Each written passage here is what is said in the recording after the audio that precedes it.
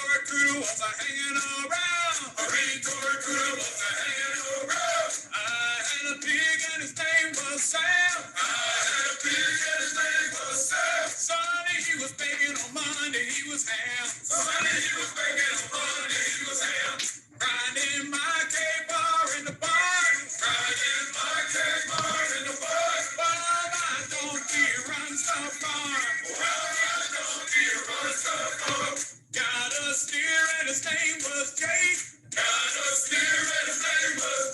Tuesday he was burgers, on Wednesday he was steak. Grinding my K-bar in the barn. While my donkey runs the farm. Bear with me cause it might sound sick. Gotta ship out some baby chicks. Me and my donkey gonna take a little trip. Colonel's in need of some crispy strips. Oh, ride along,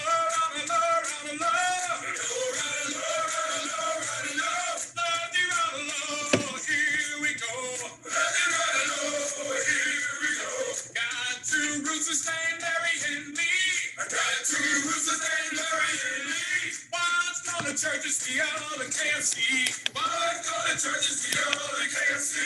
Finding my K-pop. I don't know, but I know that there's literally millions of fucking men that when they begin to hear that nonsense, there's a subtle shift in their thought process that all of a sudden massive acts of violence become quite acceptable. It will motivate the shit out of you.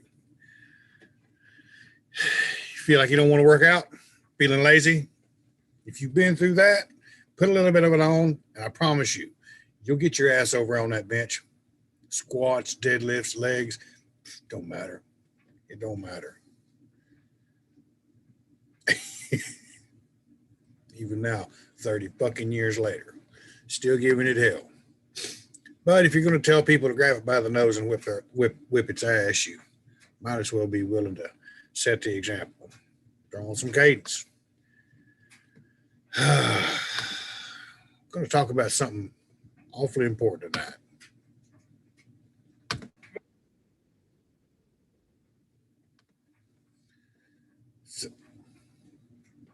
And here we go.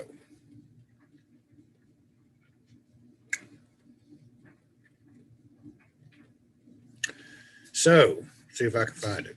Hopefully I didn't lose it. Nope, I did not lose it. I am competent and capable at everything that I'm doing tonight.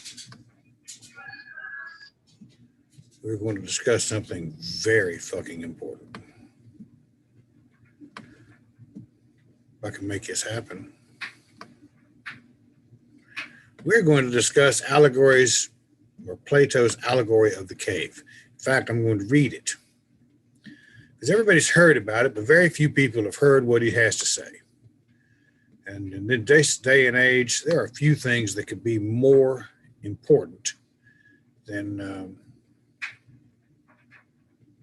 this. I assure you. There's some truly important things that we, as a people, as a faith, as a spirituality, no matter what your pagan persuasion might be, we might ought to pay attention to it. I can get my shit together. Here we go. All the way, every day. The allegory of the cave. I know this is Greek, but I assure you I found correlating evidence in our lore as well. But first, let me tell you what kind of bonehead Brian Wilton can be. So I got flowers at work. Shanae sent me flowers in the factory that I work in, and I thought, fuck, how am I going to top that shit? She's been Valentine's Day, the whole thing, having fun with it, laughing it up. She got some nice baffins. We've got cards and books, just all the flowery bullshit that goes with Valentine's Day and that nonsense. And since she's prettier than most girls, I fucking feel pretty good about all of it. I thought, you know what I'm going to do? I'm going to buy her a ring. Not diamonds, mind you, just a ring. Just a special, pretty little ring.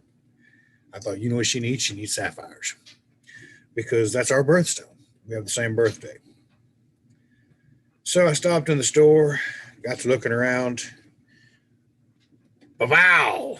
Found that bad boy. I was like, holy shit, that's perfect. That's exactly what she needs. If it's on my finger, it'll fit on hers. I picked it up. I looked at 10 carat sapphire diamond. Holy mackerel, this is a steal. I'm going to get it. Got it. Left my fucking debit card there, of course. I have to get it Monday. Brought it home, so tickled with myself. I was beside myself. I was so happy. I thought I did good. At 50, the eyesight may not be what it used to be. Oh, it's all real. She picks it up and she looked at it. At first, she was amazed, awed, and her jaw was slack and agape at the loveliness of the accoutrement I had just purchased for her. And then she looked a little closer. And I'll be goddamned and go to hell if it doesn't say Caitlin on the motherfucker and Chisholm on the other side. So everything cool went out the fucking window right then and there. Yeah. So I got to fix that Monday. Anyway, that's how that goes. Yeah. You think that's funny, don't you, Jason? It was a class ring. Now, I'm not saying that part. It was a class ring for somebody. At any rate, that's how my weekend started. And we ended it with some steak, and she wanted surf and turf. So by God damn it, she got surf and turf. Made her cook it though. But I did clean the kitchen. So it's like an even thing here. The Allegory of the Cave. This is Socrates and Plato and Glaucon.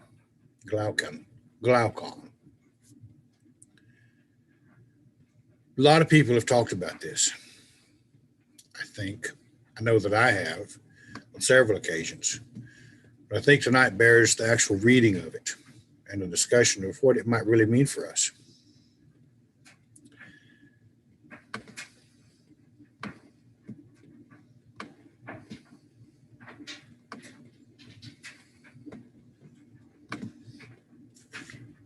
Socrates. Next, said I, compare our nature in respect of education and its lack to such an experience as this. Make sure I'm not in the way. I got you on. Part 1, setting the scene, the cave and the fire. The cave. Socrates, imagine this. People live under the earth in a cave-like dwelling. Stretching a long way up toward the daylight is its entrance, toward which the entire cave is gathered.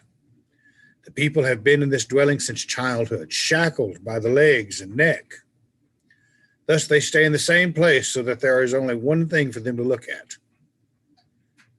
Whatever they encounter in front of their faces. But because they are shackled, they are unable to turn their heads around. And I'm fortunate that there's a kindred spirit in Jason. We have both very much been wanderers. Shackling us down to look at one thing might now well be impossible. Because once you start doing it, it's just, well, I'll just go there. I see that same spirit in Jason, which is why I like him. One of the reasons. And he can cook. But be that as it may, I'm done blowing sunshine up his ass. Most people I know people that have never left Oklahoma or left Texas or left California. They're still in the same town they grew up in, still dealing with the same regional BS that everybody else does. And we become very regional in that manner.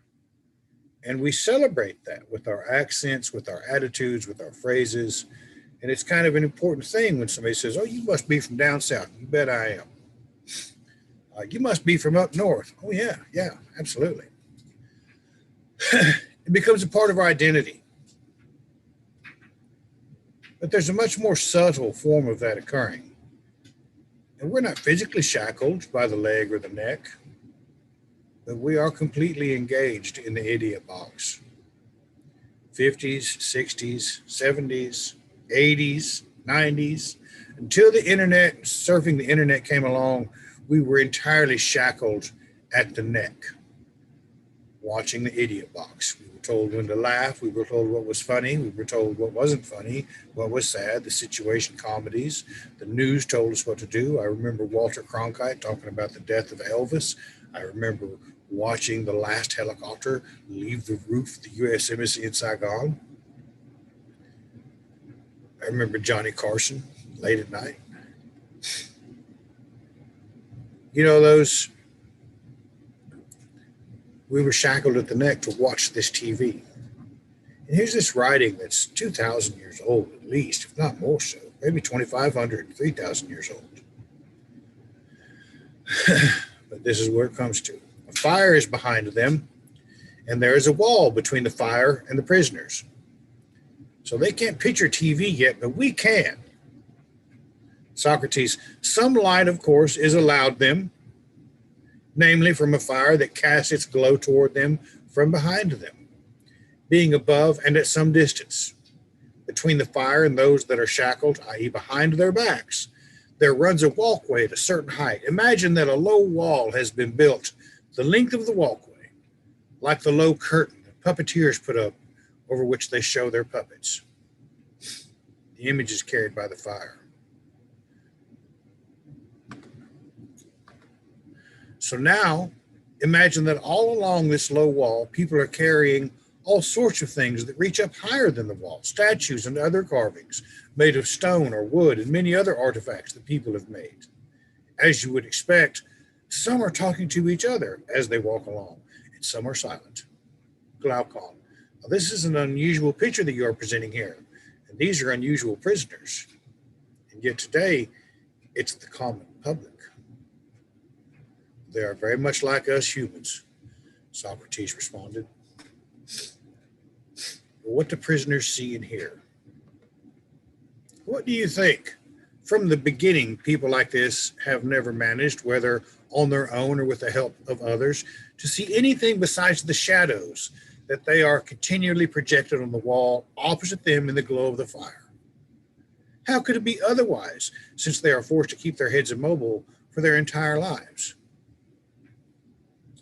Socrates, and what do they see of the things that are being carried along behind them? Do they not simply see these, namely the shadows? Glaucon, certainly.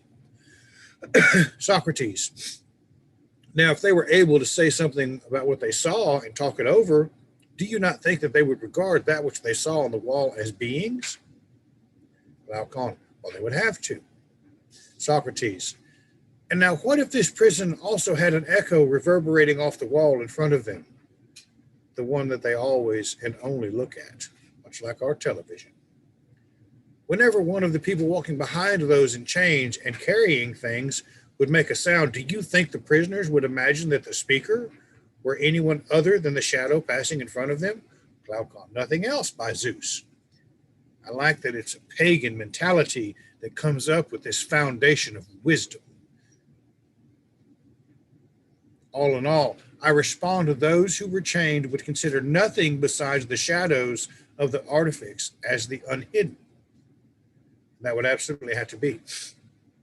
So what he's saying is that these people chained to look at the shadow on the wall, because there's a fire behind him now. There's a fire behind him, and there's a parapet, and these idiots are walking along behind him with all kinds of imagery, and some are saying things and some are not. And all the people are chained to look at their television. They're chained to look at the wall. And the only thing they see is what's on the wall. And sometimes they hear voices echoing off the wall, and they consider that to be the real thing.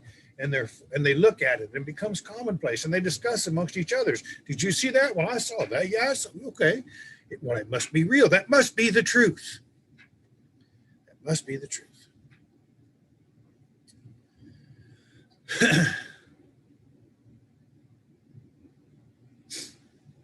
One of the most brilliant physicists of this day and age made a similar comparison. So Stephen Hawking wrote a book, which I was fortunate enough to read. He put forth the idea that even if you were a fish in a bowl, you could create laws. Everything we see, we have laws that govern thermodynamics, entropy, gravity, the law of attraction, if you will. I don't give a shit, I'm sure. There are laws that govern certain aspects of the universe. And that is, they have moved beyond the idea of a working theory into an immutable thing that never changes. These people watching the shadows on the wall could form laws about the nature of their existence based on the way those shadows and echoes always interacted with the senses that feed their brains. A fish in a bowl could also do the same thing, looking through the concave lens of his fishbowl. He could also formulate laws, and his laws would be just as viable as our laws or their laws. And we would begin to believe that that's the nature of the reality in which we exist. We would hold it to be true.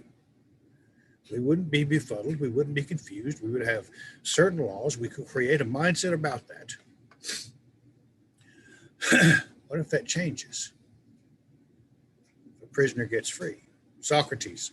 So now I replied, watch the process whereby the prisoners are set free from their chains, and along with that, cured of their lack of insight. And likewise, consider what kind of lack of insight must be if the following were to happen to those who were chained,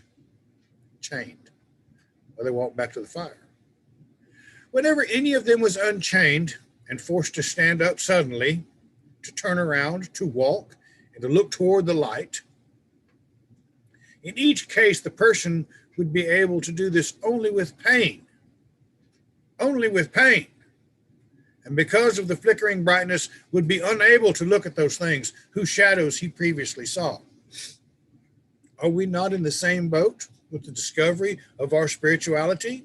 Have we not stood up and broken a chain? Do we not dare to gaze upon things which heretofore we had only seen the shadows of as being forbidden and not worth looking at? No, don't go near there. Called demons and evil and outright lies. And yet here we are, breaking these chains, as many people are breaking their chains. The same thing will begin to happen in politics. The same thing will begin to happen within any manner of social structure by which people are gathered together. Someone will break free, break through the limits of the conditioning that they were raised in. They will see beyond. It is always a process accompanied with pain. In fact, pain is the impetus for much of that desire to change. His question about the object. Socrates, if all this were to happen to the prisoner, what do you think he would say if someone were to inform him that what he saw before, mere trifles, but now that he was much nearer to beings, and that as a consequence of now being turned toward what is more in being, how also he saw more correctly? Are we doing that? Are we seeing more correctly? Or are we still befuddled by the memory of shadows we consider to be the truth? Are we nearer to the being that we might gaze upon?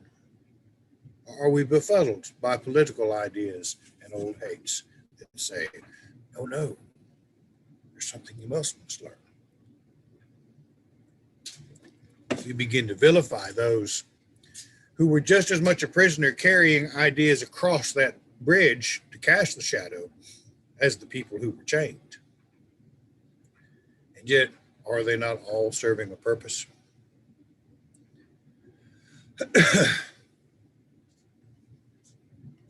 Are we seeing more correctly? Or are we simply trading one set of shadows for another? And that's up to every person to ask. But I assure you, I remember very well sitting with a woman after her husband had passed away. And she was struggling at grasping the foundations of this faith to carry her through, because one set of shadows was no more sufficient than another set. Where is the strength of this faith? It is not in finding new shadows. It is in seeking out the sun itself.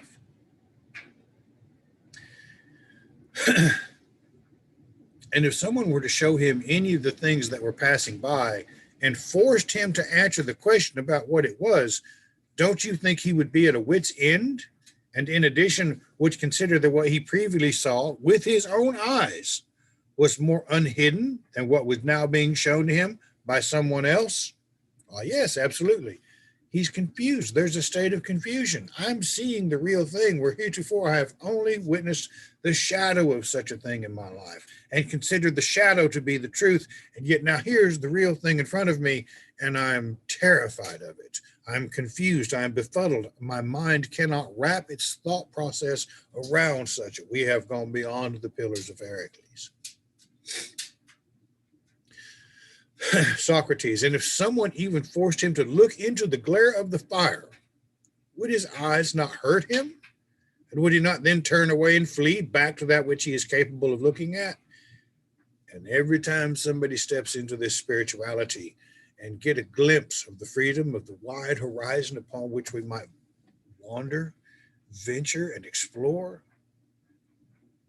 it's a terrifying thing, that much freedom for an individual. The easiest thing to do is to pick up the most familiar thing that resembles the thought processes of the way we acted before. And there is no shortage of individuals and talking heads more than willing to take the place of the television which we now despise, although they're saying much the same thing. You need to hate and dislike this because it's going to take something from you. Listen to everything being said. That is always the message. If you don't join us, and because you fear and hate this, you will lose something. At the end of the day, that's the bottom of every message of every talking head on TV. Except me, of course, and I, and of course, Brian Wilton. Fuck.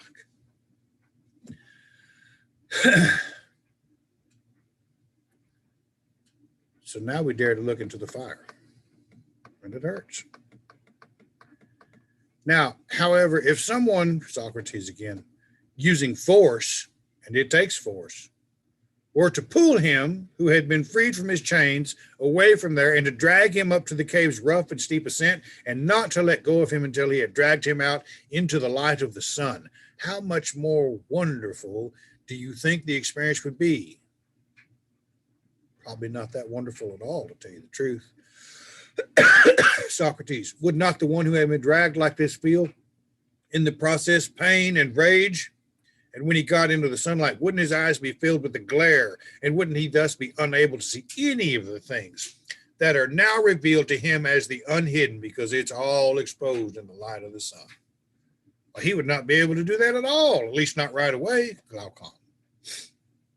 Socrates, it would obviously take some getting accustomed, I think, if it should be a matter of taking into one's eyes that which is up there outside the cave in the light of the sun. Of course. So at that point, he doesn't know what any of that is. Do you know what he needs? A mentor. Well, he needs a mentor to explain to him the workings of these things, the ways of these things in the world. Not a biased someone, but someone of wisdom that allows him to think and create and understand. We all understand what green is. We all understand what gold is because someone told us. If we'd have grown up thinking that was purple or that was pink, why, it would be a much different story. Imagine the confusion of the colorblind. Because otherwise, all we're doing is entertaining fond remembrances, and though we might know the name of a thing, we possess not the wisdom and understanding of it. This is all being thrust upon the individual shoulders at once. You have a choice. You can either be in the now and begin to try to understand it and accept where you are, or you can spend your now thinking about yesterday or tomorrow. You're still doing it right fucking now. It's all you have. Shadows and reflection. Socrates, and in this process of acclimatization, he would first and most easily be able to look at one's shadows, and after that, the images of people and the rest of things as they are reflected in the water. So it still takes some getting accustomed to. And any time in that process of acclimatization, that thought process can be hijacked by other men who want to be more right than the next man. It can be hijacked to touch base with that rage and focus it towards something the other person wants it to be focused at. It can touch base with that pain, and it can be focused upon those that are in pain and what they wish to be it focused upon. And as a group, great and mighty things might happen. And then the oppressed become the tyrannical oppressor. It's the way it always works. I see it happening here too. I see it happening in Asatru.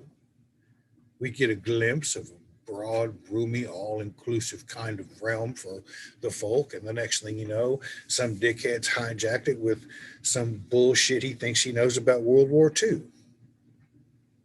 Or some other kind of nonsense. That becomes the litmus test of the quality of their Asatru. Not the manner in which they live or the quality of their spirituality or their ability to love or their ability to express or their ability to venture forth like all of our gods do, including Freya, the one of the few females who go out and venture into the world to explore, to learn, to become something, to endure and come back and pass the test and come back and share it with the community in a positive manner.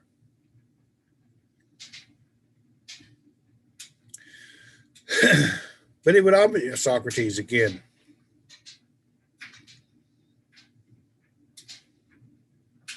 Later, however, he would be able to view the things themselves, the beings, instead of the dim reflections, to see the light in another individual, to really touch base with love, affection, to understand what it means to hope, to touch base and feel the pain of someone else, to feel the joy of someone else, and perhaps even begin to touch the hem of the garments which adorn the gods we so aspire to view. In a spirituality that has more often than not an environment of expectant phenomena, we want to see a sign. Everyone wants to see a sign. And yet we wish to see a sign when our eyes are no more capable of viewing it than a child's. How do we handle that? Take your time and be in the now.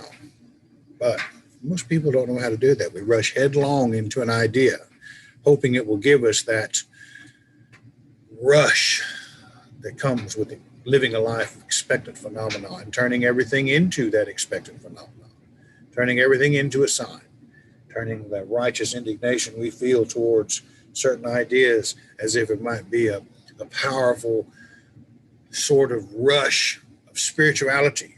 Nothing could be further from the truth.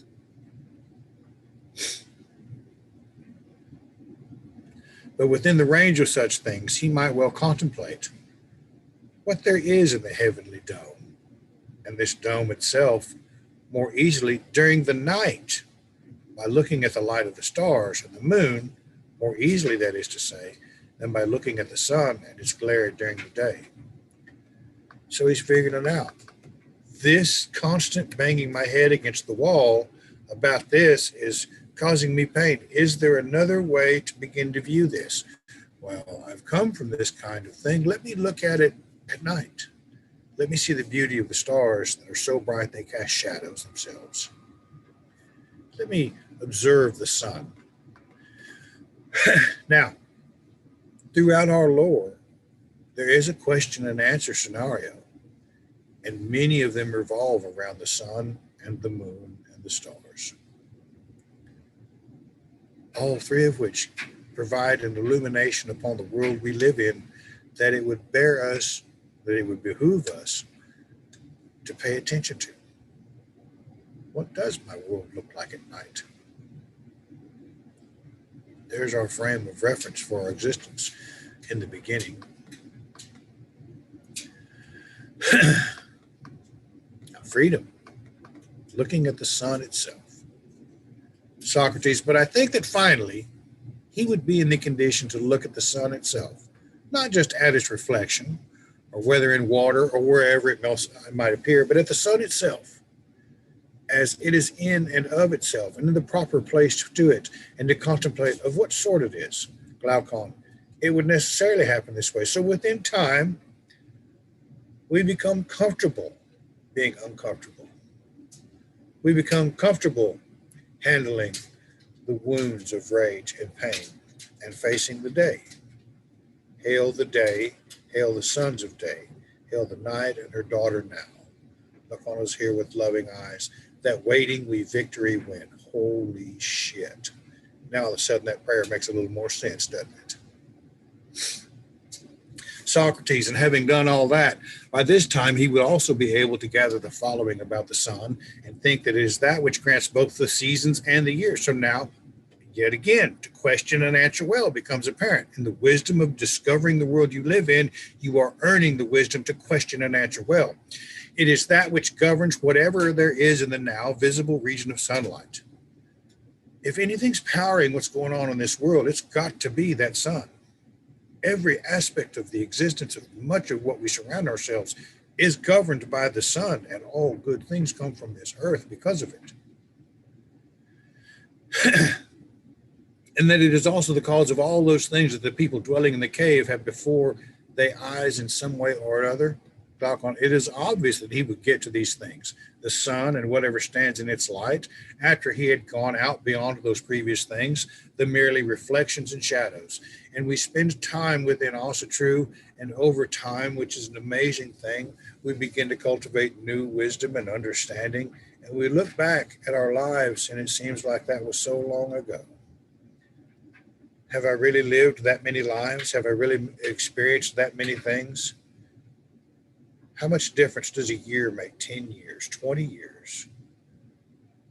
Well, on your waistline, it makes a hell of a difference, I assure you. Thoughts about the cave, Socrates, and then what? If he again recalled his first dwelling and the knowing that passes as the norm there, and the people with whom he was once chained, don't you think he would consider himself, lucky because of the transformation that had happened? And by contrast, to feel sorry for them? Glaucon, very much so. The crusader emerges. The one who wishes to save his buddies. The one who wishes to go back and say, hey, I found Odin. Probably you should too. Or I found Zeus. Probably you should too. Or I found Lu. Maybe you should too. Socrates, however, what if among the people in the previous dwelling place, the cave, certain honors and commendations were established for whomever most clearly catches sight of what passes by? All of those talking heads are doing their best to give the best observation of what they see happening in the political arena, what's happening in the news today, and they get many accolades and accommodations and accords, and they are afforded honors by those around them for their ability to view such things.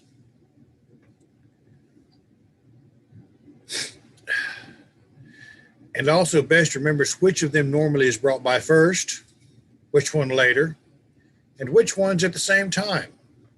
And what if there were honors for whoever most easily foresee which one might come by next? Every talking head is telling you what's going to fucking happen. Every preacher is telling you when the end of time is going to happen. And all of a sudden we're in a spirituality that says, you're going to go on an adventure. You're going to deal with some things. You're going to come back and share it with your tribe. And we're going to celebrate. We're going to raise horns. And we're going to be together. We're going to be a part of a tribe in this moment, right here and now. Except for one who goes on a journey and does not return. And he emerges as the man who sees the sun for the first time, along with his wife, and along with the man who slew him, along with the sons of the gods who had just waged war in the final battle. Balder takes up residence at Roke's battle hall. Hodor is there, and all ills are forgiven. Why do you think that is? Balder's journey is much like this man who sees the sun for the first time, who stays out of the cave. See, there's a real powerful understanding there. All of us are on a journey by ourselves, maybe with someone we love, to experience that which we need to experience. The tribe of the Aesir is not a collection of 17 hairy-legged dwarves with axes. It is honest men.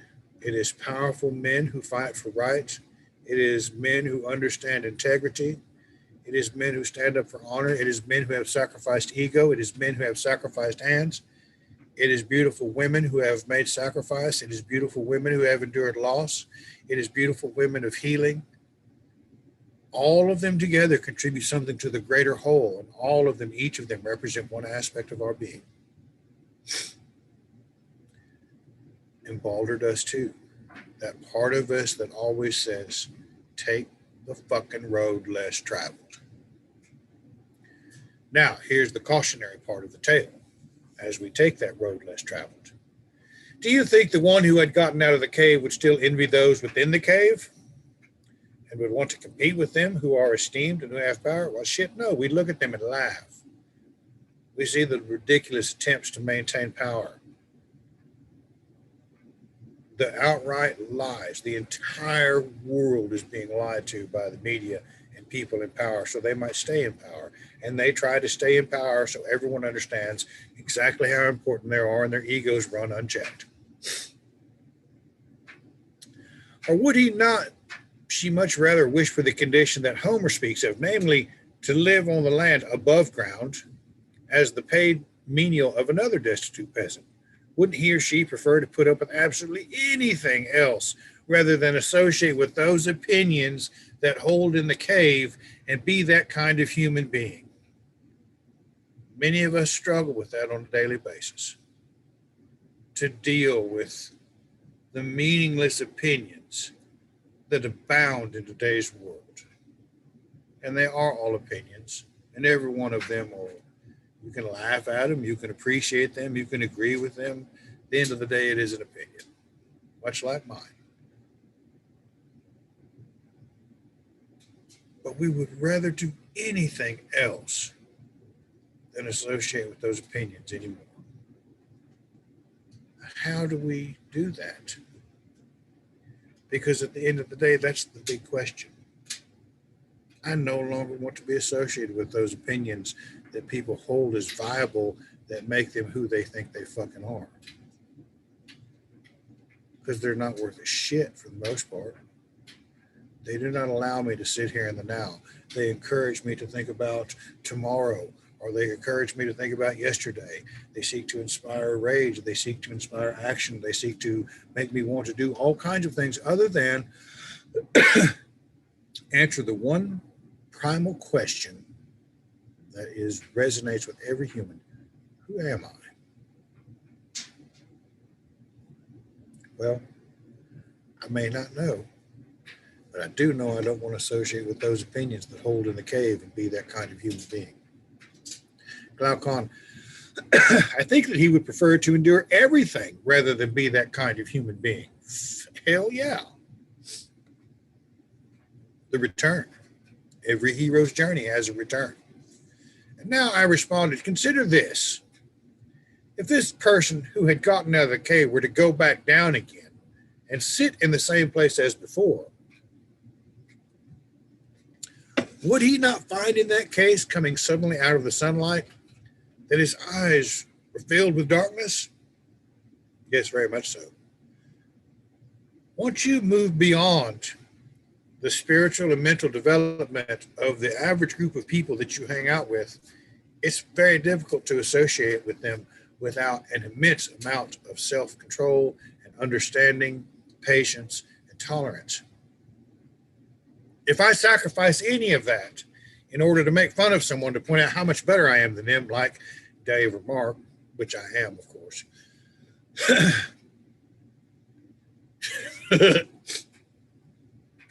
well, I lose a portion of that which I have learned, haven't I?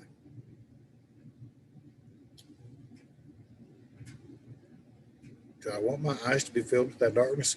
See, now he's choosing to fill his eyes with that familiar old darkness. And we do the same thing much of the time. Things are going good for us. We're feeling well. Everything is going good.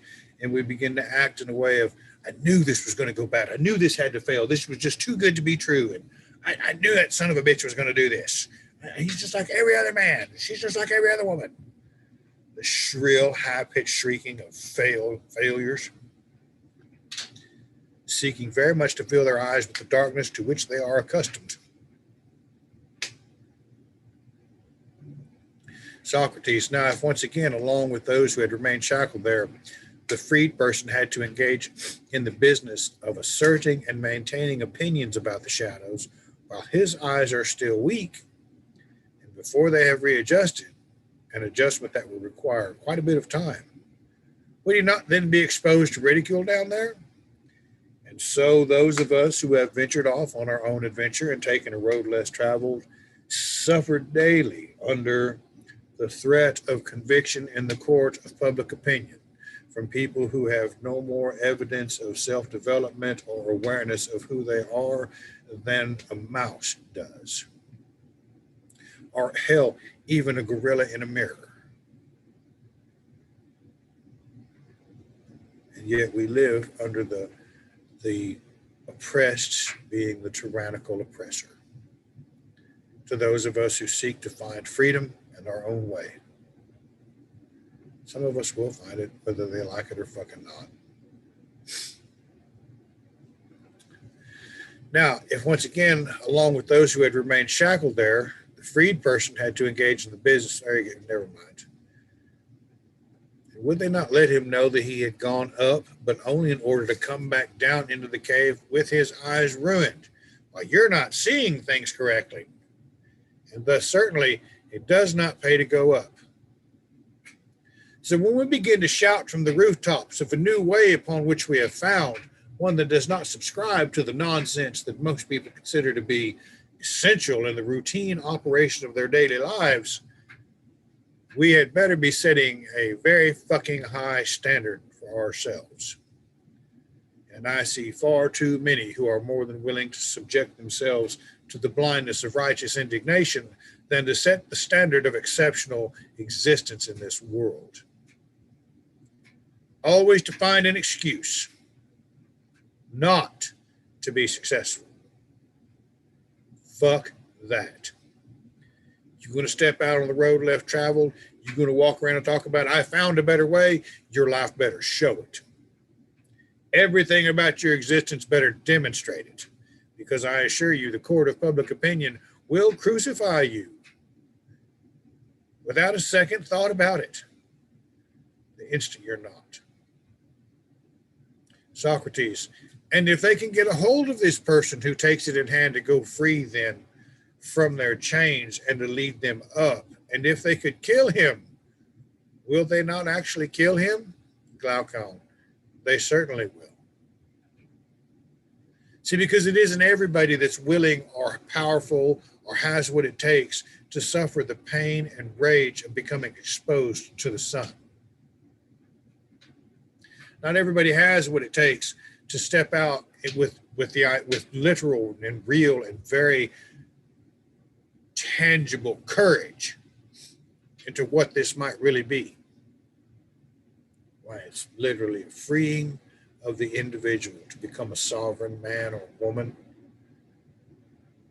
How liberating it is to think that we might have the opportunity to see the sun on these old and ancient pagan pathways. Because this is where the wisdom that much of the Bible founded itself. Where do you think they got the wisdom for that Bible? From these old ancient pagan tales, not the other way around.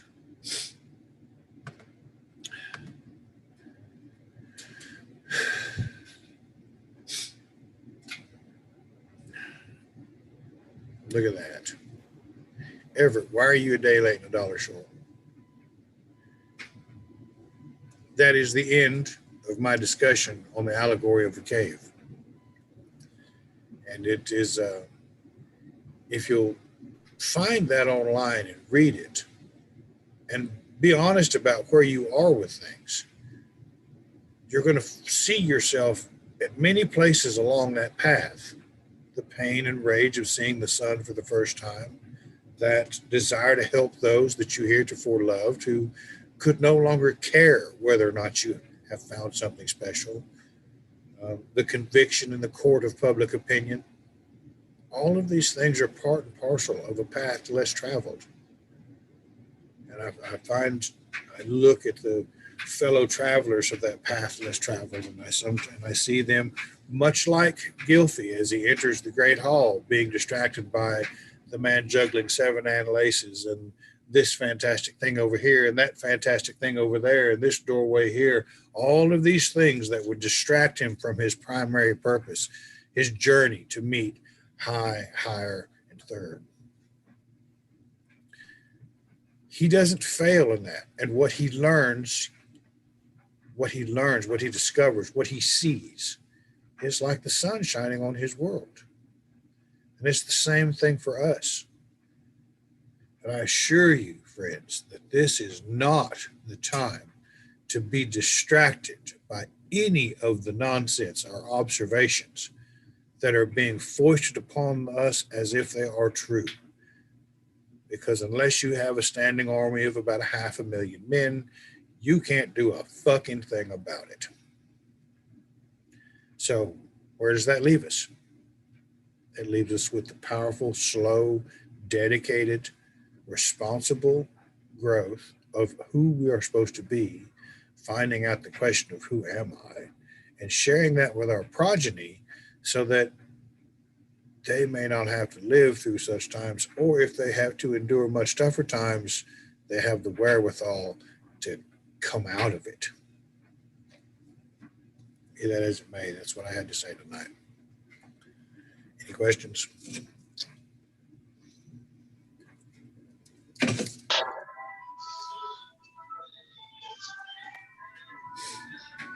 It sounds like a fucking carnival behind you, Jason. Oh, it's the gym. No, it sounds like it's some fucking fruity stamp. I got a gym right there. Right there. I need to get a bigger bench though. It can't hold all the weight I want. Yeah, I just threw a picture up in the in a region page, and it's like, hey, you know, some people stuff their faces with candy on Valentine's Day. Other couples go get swole. Ever. Can you see this? Yes, I can see you. All right, you missed this. So I got flowers at work Friday. I thought I was a special son of a bitch. So I'm like, I'm not going to let her one up me. So I stopped by the store and perused the goods. And I thought, I'm going to buy her a ring. Not diamonds, mind you, just a ring. Sapphire. It's our birthstone. We have the same birthday and all that shit. I came across one I thought was fucking phenomenal. Good deal. It was a nice size. It wasn't too flashy. It wasn't too small. It was perfect. I thought that dude right there would be just nice. I mean, nice little sapphire. I mean, she could be nice with that.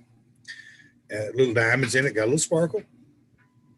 It fit on my pinky, so I thought, well, that'll fit on her hands. I may keep it as a pinky ring but anyway,